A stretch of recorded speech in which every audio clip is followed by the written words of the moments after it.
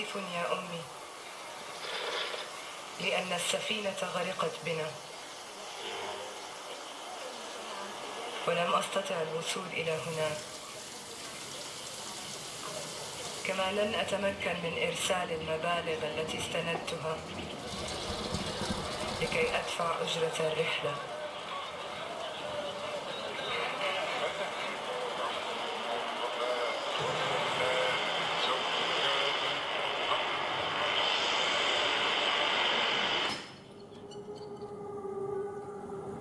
لا تحزني يا أمي إن لم يجدوا جثتي، فبما ستفيدك الآن إلا تكاليف نقل وشحن ودفن وعزاء.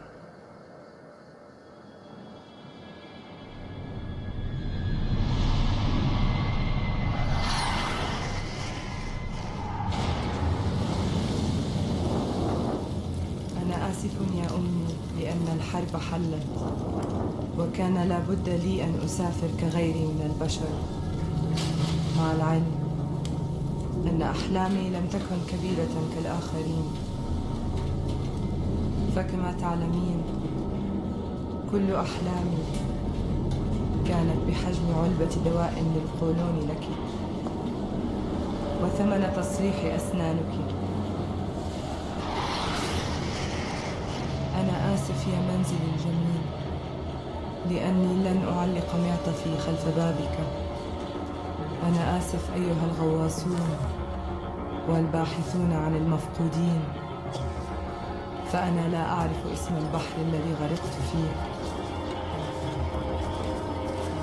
اطمئني يا دائرة اللجوء، فلن أكون حملا ثقيلا عليك.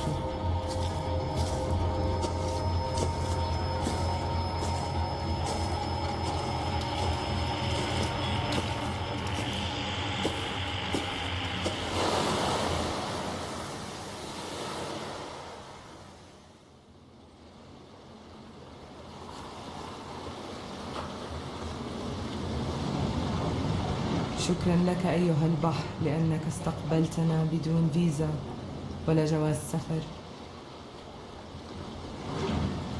شكرا للأسماك التي ستتقاسم لحمي ولن تسألني عن أصلي وديني وانتمائي السياسي. شكرا لقنوات الأخبار التي ستتناقل خبر موتنا ل5 دقائق كل ساعة لمدة يومين.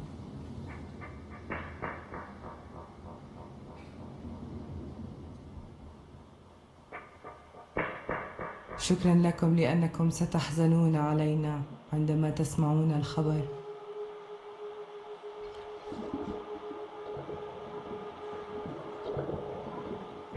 أنا آسف لأني غرقت.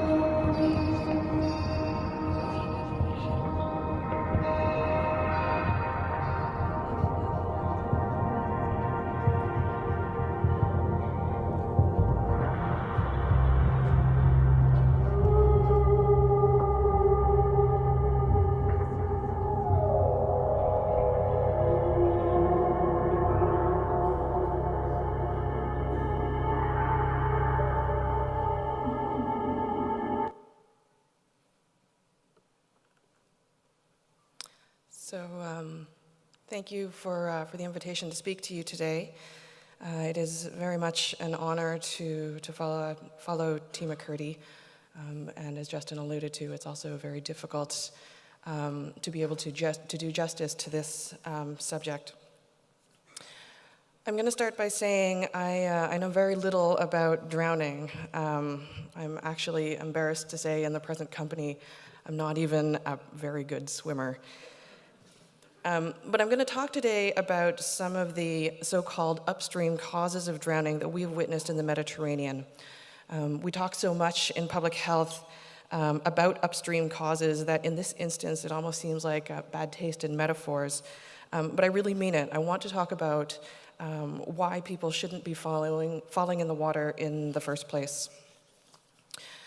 So quickly about MSF, or Doctors Without Borders, called in French Médecins Sans Frontières. We're an independent international medical humanitarian organization. We were formed more than 40 years ago, and that was jointly by a group of doctors and journalists. And we're based on the principles of impartiality, neutrality, independence, and medical ethics. We work primarily in areas of armed conflict, refugee crises, natural disasters, those excluded from healthcare, and epidemics. And we treat people without regard to race, religion, or ethnicity. The decisions that we make and the interventions that we undertake are based solely on need. As I said, one of the core aspects of the work that we do is with refugees and internally displaced people. We recognize their vulnerability, which stems from fleeing, often at short notice and with very little, and that they're cut off from much of their resources, from their land, from their family, from their networks. This translates into very real health problems, both physical and mental. And for many refugees, they can be stuck in the refugee camps for years with no right to work, to travel, and very limited access to education. The photograph you see here is from Dadaab, Kenya, in which they're hosting their third generation of refugees from Somalia who live a day-to-day existence in this camp. And as you can see, the facilities are very rudimentary. These refugees are now being pushed back into Somalia because the Kenyan government has decided to close the camp. But at its peak, it housed more than 500,000 people. As Tima said, fleeing is not usually a choice. People usually consider it to be temporary. Things are unsettled now, but they stay close to their home, and often they bring their keys. This camp here in Idlib, Syria, may look very different than the one I just showed you in Dadaab, but the issues are strikingly similar. Internally displaced people have the same issues as refugees with regards to their vulnerability and their desperation, but the key difference is that the legal protections that protect refugees under the Refugee Convention don't apply to them because they have not yet crossed an international border. This is a very typical environment for us to intervene. Often in camps like these, we're providing basic medical care. Sometimes we're also involved in creating water and sanitation facilities. We may do a distribution of non-food items such as plastic sheeting, blankets, cooking pots. When you ask refugees in a camp like this, as you can see, people are generally living in tents with no front door.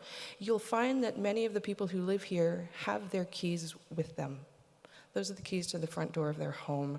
And I find this a very powerful symbol of everything that home means, of the safety, of the security, and of their plan to go back as soon as it's safe to do so. So when war has no limits, when it also affects civilian structures like markets and schools and hospitals, people flee. And as I said, it's often not a choice. They're planning on going back. But when it's clear that you can't go back and it's not safe to stay where you are, you go forwards, of course, continuing to look for safety. We started search and rescue operations in the Mediterranean in 2015 after the cancellation of the program called Mare Nostrum. And we decided that we needed to do this because there were desperate people fleeing in this situation as well.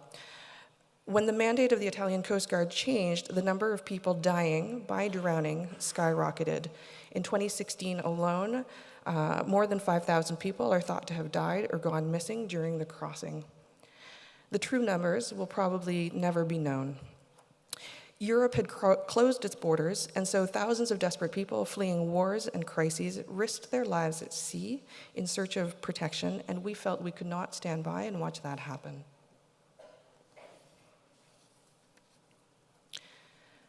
For those of you who don't read French, this says, how would you define yourself? Economic refugee or political refugee? It's important for us, really. As I said, our mission means that we treat people regardless of their race, religion, ethnicity, or political affiliation. Here, as everywhere we work, we treat everyone who needs it, whether they're children or adults, men or women. Here, they're all vulnerable. In the Mediterranean, we've rescued people whose countries of origin have ranged from Bangladesh, Eritrea, Syria, Nigeria, Ghana, Sudan, Morocco, Pakistan, the list goes on. What they have in similar is they have all experienced harsh conditions on the road, often including violence, exploitation, and worse. One of the people we rescued on our search and rescue ships in the Mediterranean, we'll call her Samira, that's not her real name. She's Palestinian, and she was pregnant at the time. She was the sole adult accompanying 5 children. She fled her refugee camp in Lebanon because radical Islamic groups had repeatedly wanted to recruit her 18-year-old son, who suffered from epilepsy. She arrived on the boat via Syria, Sudan, and Libya, and is hoping to travel on to be reunited with her eldest son, who is currently living in Germany. Asked about her escape, she tells the story about the terrible journey through the Sahara in Libya. There were dozens of people in an overcrowded pickup truck, and suddenly armed men appeared and shot in the air. So the driver stepped on the gas, gave it full throttle, and the car slammed into the potholes. 2 Eritrean women fell off the back of the truck and died, one of whom had a 7-month-old baby. That baby was immediately adopted by another Eritrean family in the desert. The work we do on board the ships includes triage, emergency care, stabilization. Medical evacuation is possible if it's necessary.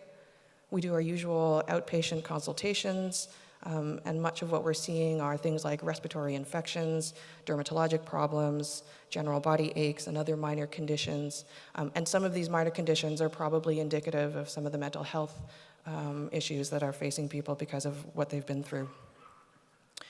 We've seen a lot of fuel burns due to a toxic mix of seawater and diesel that pools in the bottom of the boats.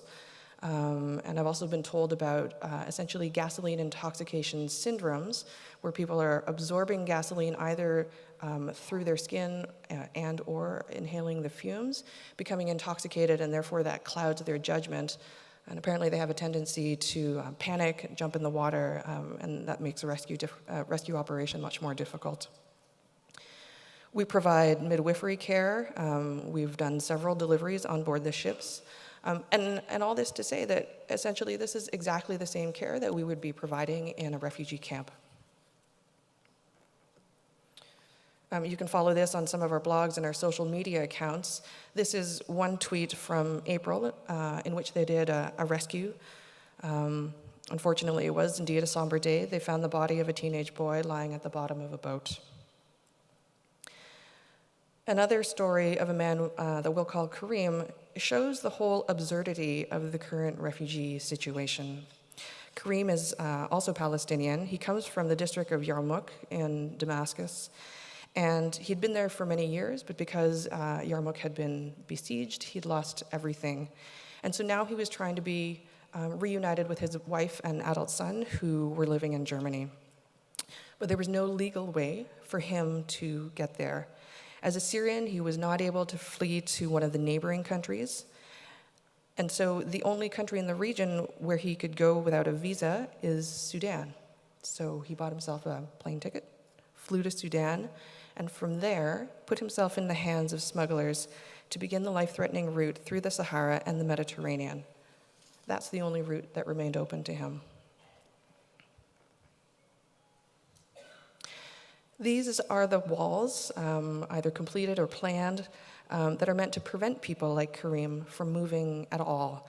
And it flies in the face of the refugee conventions, which state that people have a right to flee and a right to seek safety.